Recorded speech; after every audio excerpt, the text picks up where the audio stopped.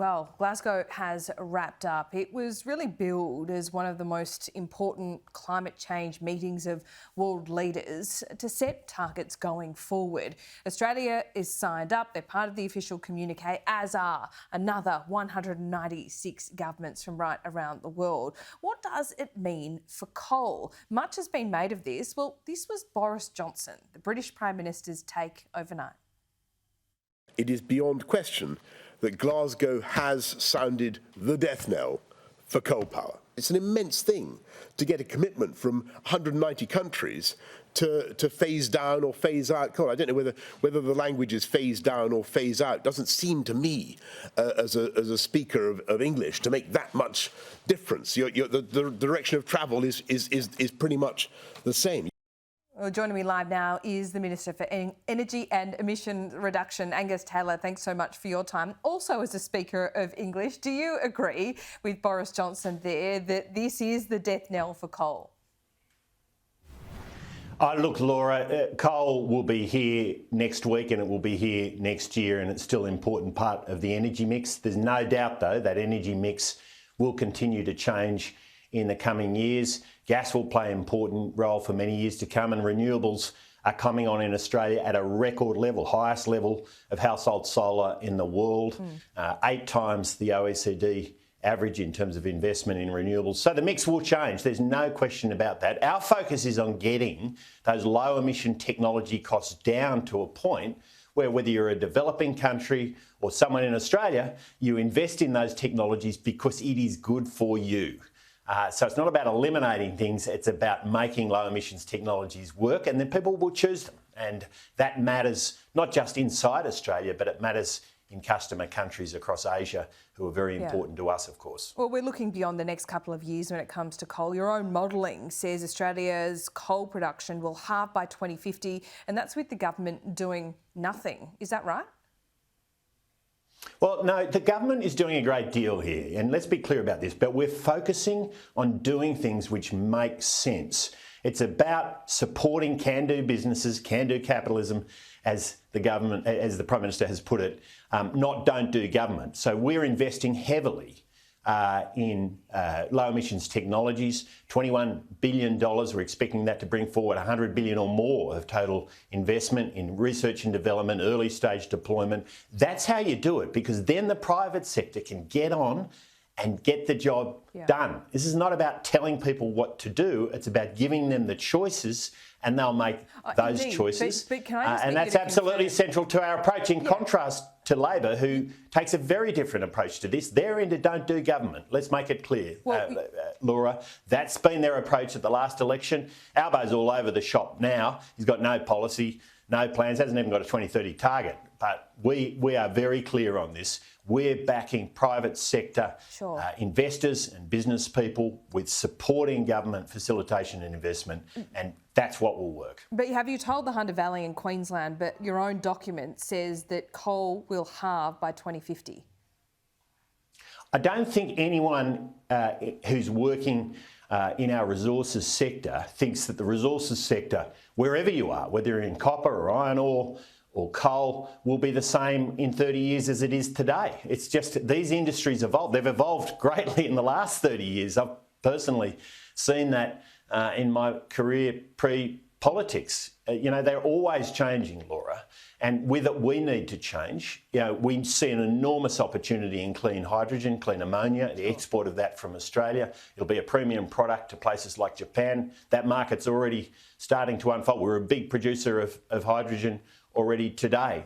Our iron ore markets will change. There's no question about that, because we'll see a reduction in emissions in steelmaking in the coming years with new technologies. We understand what they're likely to be, and we have to adapt to it. So that's what you do. That's what countries do. It's what businesses do, and that's what our plan is all about. Okay, can do capitalism and don't do governments. Now, you signed up to a high 2030 target by 22. That was in the Glasgow statement, wasn't it? Now, you seem to be walking away from it. We have an election within 6 months. Isn't this the opportunity to take a new target for 2030 or 2035 to the Australian people? Can I just push back on what you said there, Laura, because it's not correct. What we signed up to was a communique which had covered a broad range of things. Fantastic outcomes on transparency and reporting, fantastic outcomes on high integrity credits and offsets across the world. That they are wonderful things we've been pushing for many years, and I personally have been pushing for many, many years. But what we also signed up to was a request to increase aspirations for 2030 over time. A request. Recognising national circumstances. Now, I'll make 2 points about that. Number one, we are one of the biggest exporters of energy products in the world. That's a pretty unique circumstance, and we'll adapt to that. The second is that we put out every year now an updated projection on what we expect to achieve by 2030. We did this prior to 2020 as well. We've always improved on that. Those projections have been bankable, let's be clear. And so we'll keep doing that. It works. It's one of the most transparent, accountable processes in the world, Laura, and this is why we push so hard on our transparency, because we're a world leader on it. That's our process. We set the target at the beginning of the decade. We then hold that and beat it. And we put out projections each year, and we'll put out a projection next year and update our nationally determined contribution to reflect that. Let's talk about this modelling that was released on Friday as well. This modelling also assumes that by 2050, 90% of our vehicles will be electric. Are these the same vehicles that Morrison said last election wouldn't tow your boat or trailer? Look, let's be clear, Laura. What we were criticising at the last election, apart from the fact that Bill Shorten didn't understand what his policies were and didn't have a clue about how charging worked, what we were criticising was a policy from Labor to target 50% electric vehicles sales by 2030 and to put in place an emission standard of 105 grams per kilometre, which would force up the price of a typical vehicle by $5,000, according to the Centre for Independent Economics. Now, that's a tax on cars, let's be clear. That's exactly what it was. We were criticising it, and we will continue to criticise that policy. If Labor rolls it out again, we'll say exactly the same thing this time round, that it is a policy that forces up the price of a car. This is don't do government. This is saying we don't want you to buy that kind of car, so we're going to force the price of it up. We want you to buy this kind of car. That's don't do government. We believe in can-do businesses, can-do Australians who will buy low emissions vehicles and are doing so right now at a rapid rate. Hybrid vehicles, we're seeing phenomenal uptake of hybrid vehicles. Toyota were telling me last week 70% of their vehicle sales in the coming years they're expecting to be hybrids. You know, Australians are doing it, and we expect them to continue to because it's good for them. And I'm confident that vehicle manufacturers will continue to provide vehicles that bring down emissions over time and are chosen by Australians because it's good for them. Well, Mr Morrison also said over the weekend that corporate Australia needs to do more to act on climate change and stop this rent-seeking attitude. It wasn't that long ago that companies that did act were accused of virtue signalling. So there's quite a shift there. No, let's be clear about this. Companies that say they're going to do lots and then do nothing is where the criticism has been. That's virtue signal. Like who? There is a difference, which is, look, you know, lots of companies have, you can go down through the list and look at the media reports. I'm not going to go through all that. The real question, though, is this.